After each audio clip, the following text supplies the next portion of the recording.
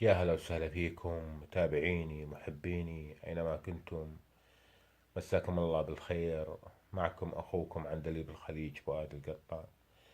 طبعا اليوم اخترت لكم أبيات جميلة جدا يعني. والله حسيت فيها يعني تعكس شخصيتي ومأساتي يعني. لأن أنا يعني طبعا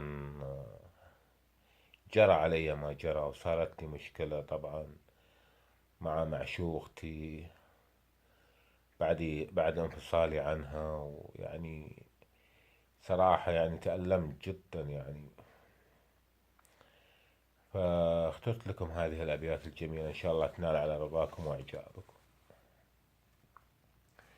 يقول: أدري بطريقي صعب، أدري بطريقي صعب وأتعثر بخطواتي، أدري بطريقي صعب وأتعثر بخطواتي، لكن عنادي أشد، لكن عنادي أشد، خلي الثمن حياتي.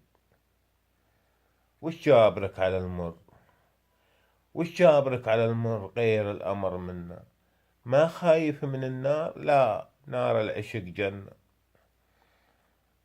يا عيني على مفارق، يا عيني على المفارق، وشلون الليالي وياه، هم ترحم دمع عينه لو يقضيها آه بآه.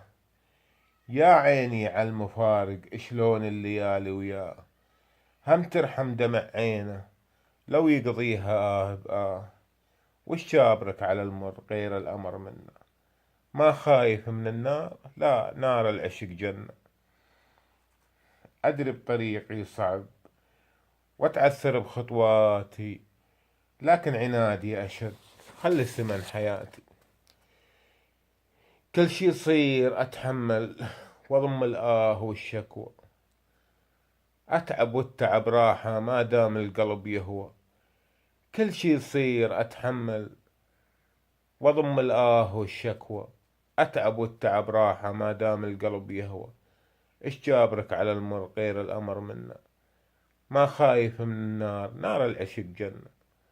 أدري بطريقي صعب وأتعثر بخطواتي، لكن عنادي أشد، خلي الثمن حياتي، خلي الثمن حياتي. مع تحياتي أخوكم عندليب الخليج فؤاد القطان.